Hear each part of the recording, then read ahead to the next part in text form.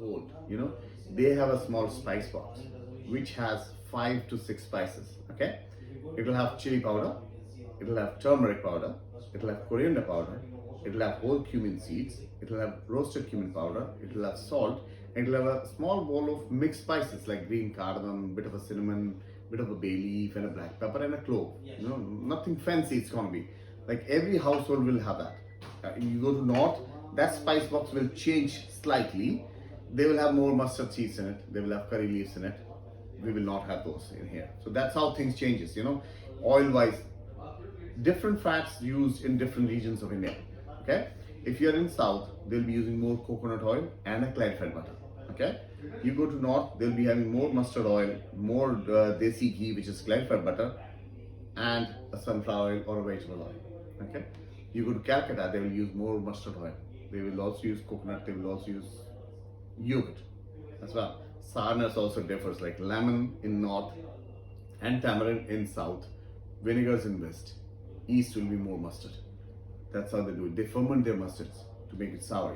Mustard, if you ferment it, it gives you the sour taste.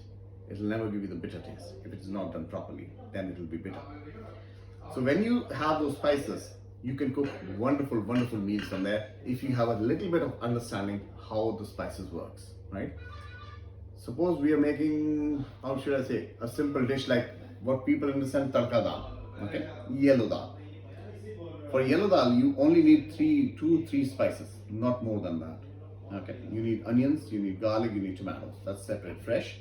And the spice wise, you need turmeric powder, you need whole cumin seeds, and maybe you need some red chili powder. That's all you need, But the understanding is when to put what. So you start with a hot pan, you always add whole spice to it. Cumin is a whole spice. We always use that spice as a basic spice, but it has a wonderful, wonderful flavors in it. So when you use that whole spice into the oil, you always put 1 or 2 pieces to check the right temperature of the oil. Oil should not be cold, oil should be hot. So the minute you put the spice in, it should crackle. So when it crackles, it releases its own oil into the oil there, so that gets flavored.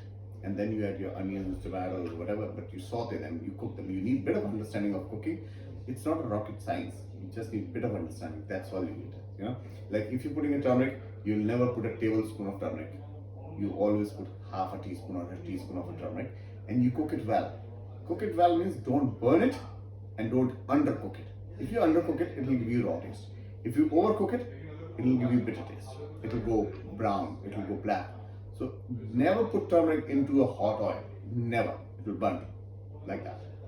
Always start with onions, then saute them lightly brown, then ginger, garlic, saute, and then put your turmeric, because you already have a moisture in it with the onions and ginger, so it will never burn. If it is too hot, add a splash of water, just a slightly bit, and that's all. So you need a bit of understanding. Whenever I did demonstrations, whenever I do classes, I always tell people, keep some water next to you when you're cooking in your food. So if you see it's burning, add a bit of water, it will bring down all the temperature. It's science, that's how it works. You bring it down and you start cooking again. That's how it works. So my favorite spices will be cumin, turmeric. Whole spices wise, kalpasi, which is called stone flower or a moss, which grows near the rivers in south and north both. Okay, it has a great smoky, earthy flavor in it. It goes really well with red meats, especially if you're doing a kebab. You remember rustic stone when they opened first? What was their first thing with attraction? Was cooking on the stones, right?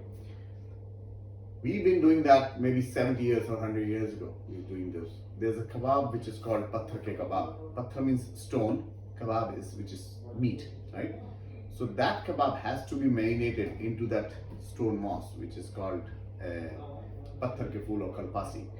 It is marinated in that. That works like a tin rice, and then you cook those kebabs on those hot stones. So that was nothing new for us, but we knew why they use it like that. So you get the flavors of the stone, that earthiness, and it matches the spice what you have used in it. That's it. Kalpasi is one of my favorite. Saffron, I love saffron. Very strong, very expensive spice, but it changes the whole dishes very easily. It can give you that royal feel of the food when you're having kormas, when you're having biryanis. Definitely you need saffron. Without saffron, you're not going to survive. You import some of these directly now We because do. you can't We do get saffron from India. We do get kalpasi from India. Green cardamom, you can get it here as well, but we try to get it from India because it has much better quality in it. You know, there's a royal cumin which we get it, and there's a root of a tree which is called a vetiver tree, which is like a kevda. We could bring that from India. We get our own scents which is used for biryanis. We get them from India.